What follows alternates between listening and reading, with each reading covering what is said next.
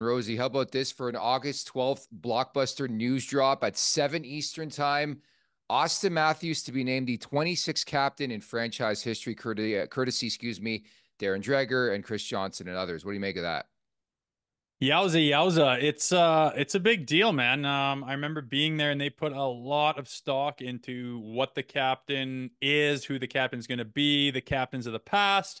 And I honestly didn't think they were going to do this. I thought they were going to run out John Tavares's contract and not do this to him, quote unquote. But they did it, and it's clear that they want to go in a new direction, have a new look at the team. But I'm kind of surprised, I got to be honest. Yeah, I'm surprised with the timing. Like, why August 12th? Like it's really, really bizarre for from that vantage point and that standpoint. But I get the move. I think it's a year too long in terms of being overdue. But it's been Auston Matthews' team for the last couple of years. I mean, make no mistake about it. You would know better than me. You've been inside an NHL room. That baton was passed a couple of years back. So I get it from that. But I also think if there's one person who can handle this type of demotion, if you want to call it that, which I guess it is, it's John Tavares. Like the guy's a consummate professional. So like I know a lot of people, the outside noise already, Rosie saying, "Oh, well, how's John Tavares going to handle this demotion?" I think he's going to be fine. We know how he's going to handle it. He's going to give a whole bunch of, I don't know if you call them meaningless phrases and sentences about doing the right things and showing up ready to work and, stay level-headed and keep doing the same things. And my role really doesn't change. And it's Auston Matthews is a great pick for that captaincy. He's going to do great. I'll support him in any way I can. Is all that's great. And he's going to say all that shit. That's who he is. He's not really going to be, you're not going to be noticeably rattled by it, but I guess, I mean, is his contract 1 year too long in everyone's eyes except for his? Probably. But, in this day and age with the cap, in order to get guys, you got to spread them out like that. And he's not the only person to be not worth what he's getting in the last year of his contract, and he won't be the last. And he'll handle this fine. But I just really didn't think the Maple Leafs were going to create this much of a distraction, demote John, kind of do that to the locker room. But now that they've done it, I think I see that they're just hell bent on saying we don't want to run it back, but we kind of have to with the contract setup, and we want to be as different of a makeup of team as we possibly can, albeit the coach being changed, the captain being changed, and them doing, everything in their power to change the look of this team so it's not the exact same team that's come up short the last pick your years. And I think that this is just one more step in that direction. Tough for John, no question. But at the end of the day, the room and John himself is going to be just fine. And they really just wanted to expedite the process of getting that C and the leadership role on Auston Matthews. I almost want to give them props because I think you're so bang on with that assessment where it's like the season ends, you lose in game 7 of Boston, you come out and preach all this change. And I mean, all of a sudden you think there's going to be this monumental change to the roster, and there really hasn't been to the core players. But I agree with you. I mean, it took two to tango when it came to Marner or anybody else from the core. Nobody really wanted to wave to leave. So the next logical thing obviously was changing the coach. We all knew that was going to happen with Sheldon Keefe. It happened within days.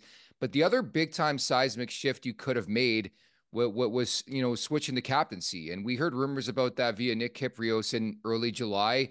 And now it comes to fruition. But I ask you this question inside the room. I don't know if throughout your playing days you've dealt with something like this.